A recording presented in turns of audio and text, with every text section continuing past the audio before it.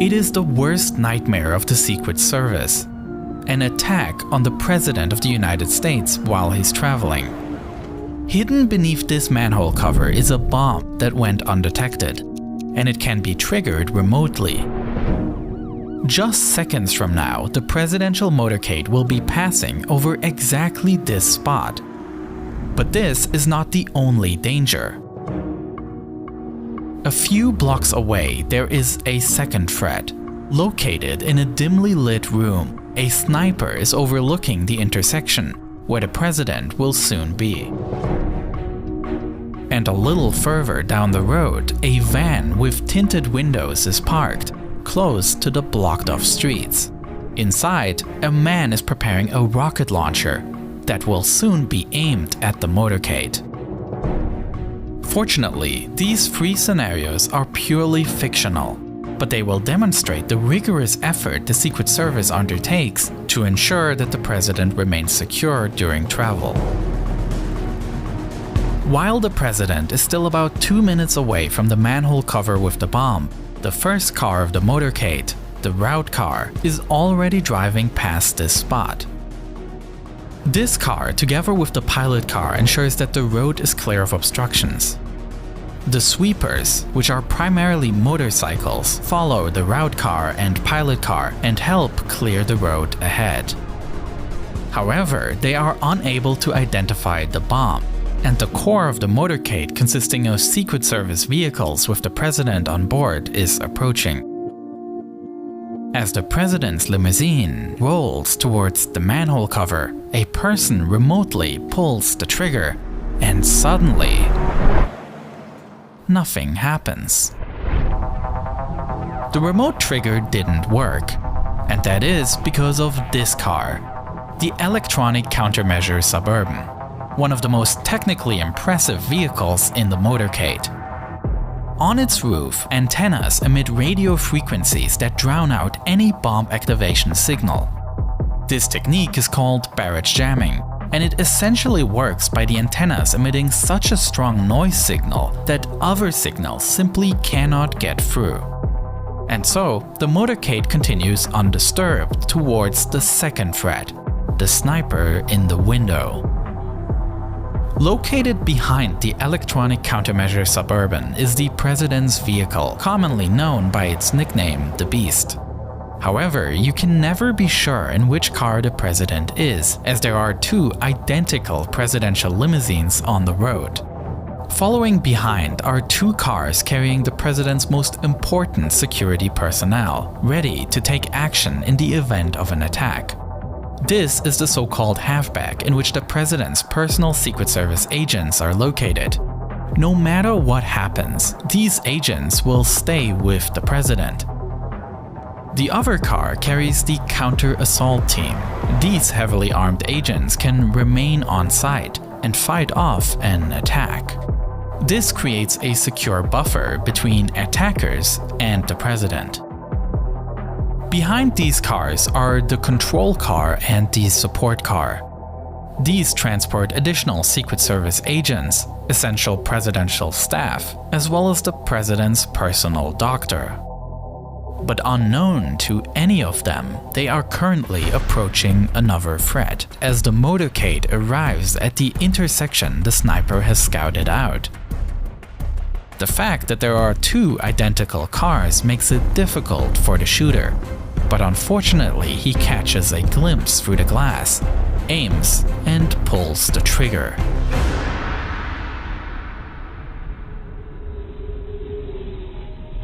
Such a scenario naturally brings back memories of the 1963 assassination of John F. Kennedy, who was shot while driving his motorcade through Dallas.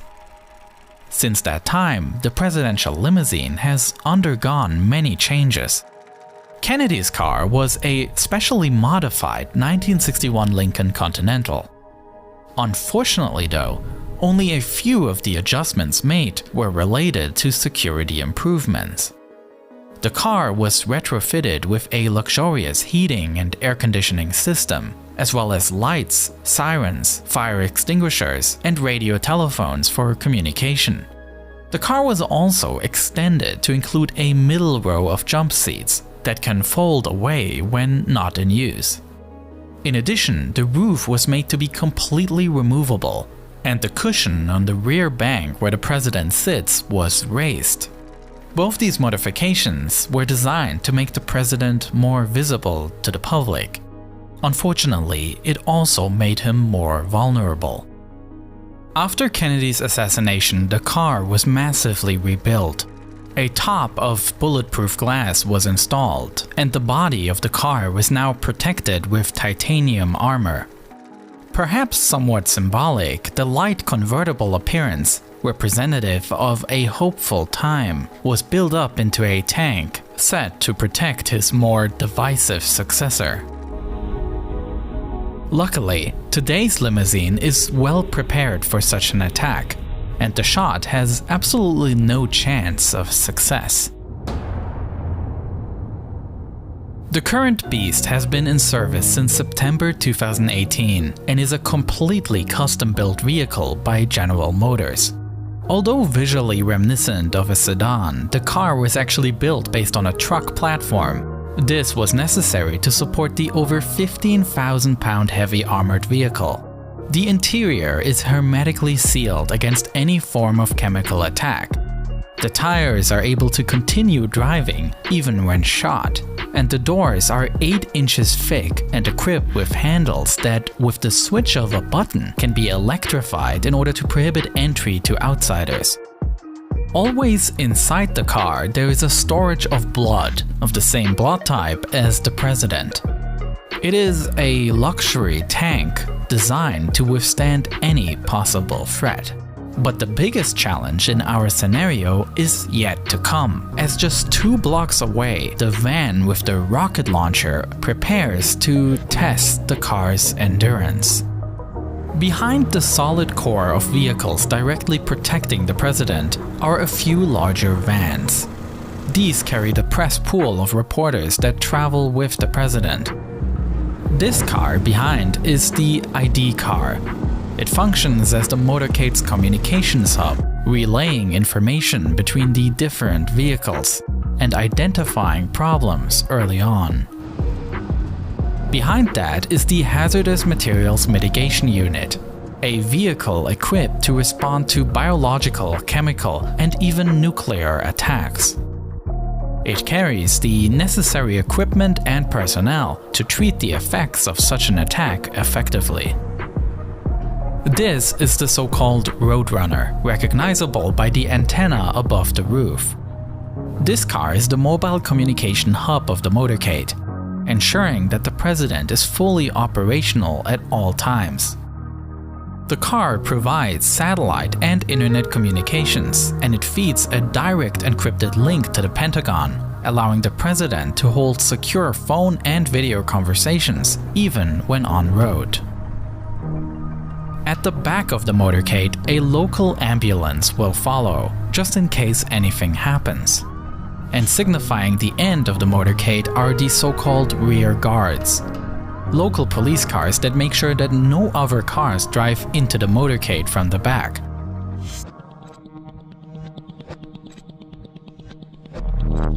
At this point, the presidential limousine arrives at the intersection with the van. Quickly, a man jumps out and aims the rocket launcher directly at the limousine. For this case, the presidential limousines and the electronic countermeasure vehicle are equipped with smoke grenades. As soon as they are triggered, the cars disappear in the smoke, preventing a clear line of sight. This so-called infrared smoke screen is composed in such a way that it conceals the heat signature of objects. That means that even more complex guided missiles would not succeed in tracking the target. Meanwhile, the Beast flees the scene. The presidential motorcade is a highly thought-through system. Although the enormous number of cars may seem a bit arbitrary at first glance, a closer look reveals that the different vehicles all fulfill different tasks and together function as a White House on wheels. Though it's probably fair to say that besides justified security concerns, there's also some element of projecting power at play here.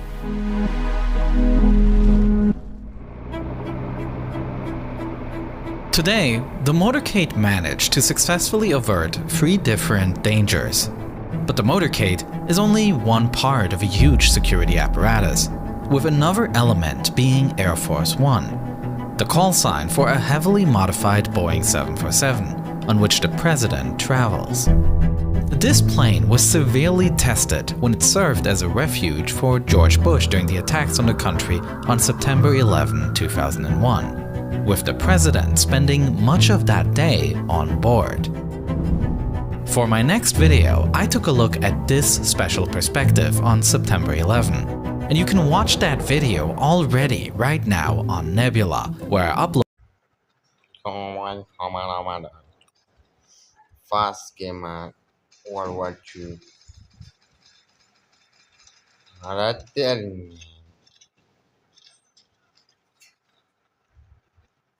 gamer. I start with fast gamer. World War II.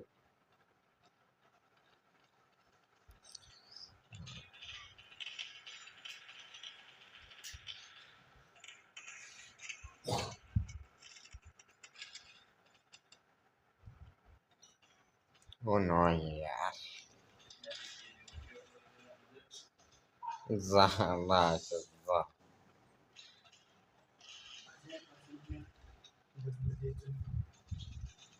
Kata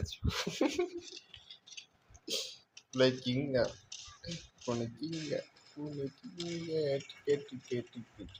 Jadi, nah, gimana pada lu?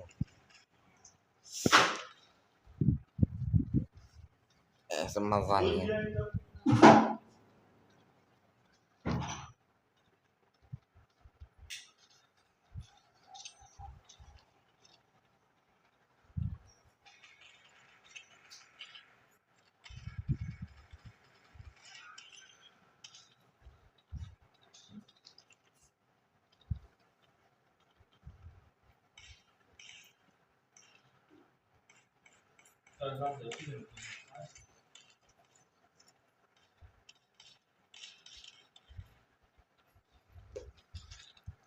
Follow Mohammed गड़बड़ गई थी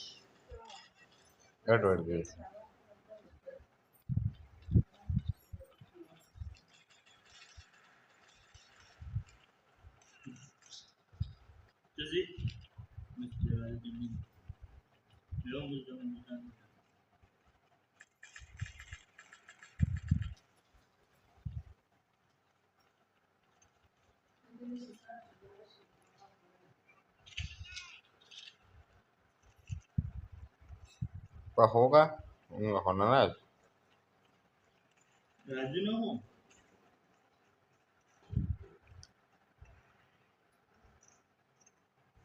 sayang tuh kau dari sebagainya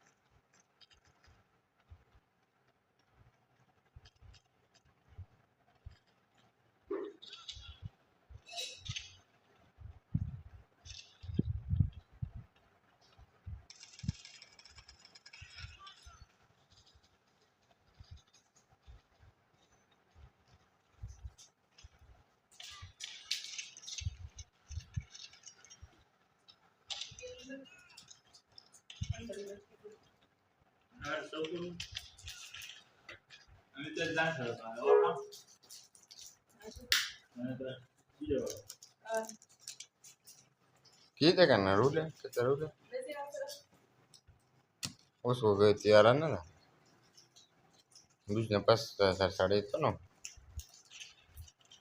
और टेंचू थे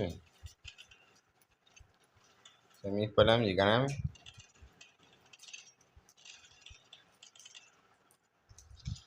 yang berarti juga nami sudah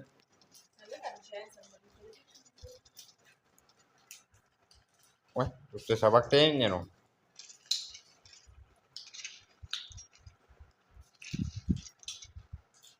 Abang sahabat belajarnya wah ya, jangan terlalu sih. Então, aí ele sare dene di. Ini pasti. So, macam ni. Mas garum. Ini. Mas os pala wizio. Ini pasti. E fazer o caldo. Dua. Machado.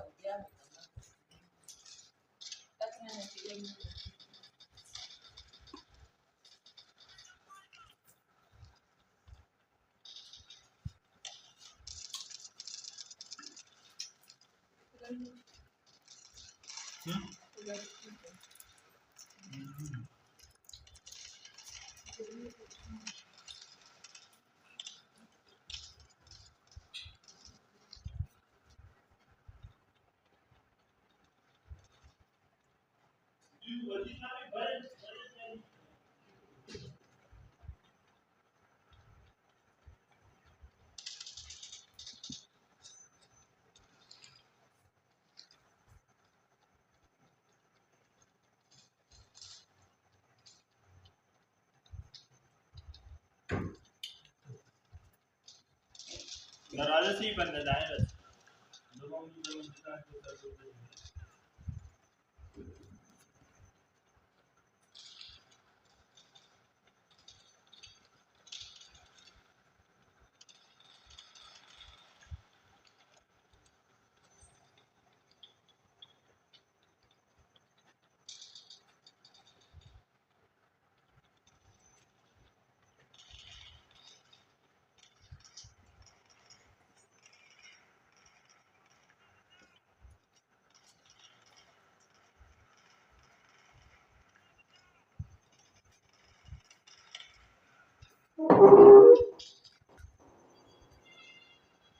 Yes.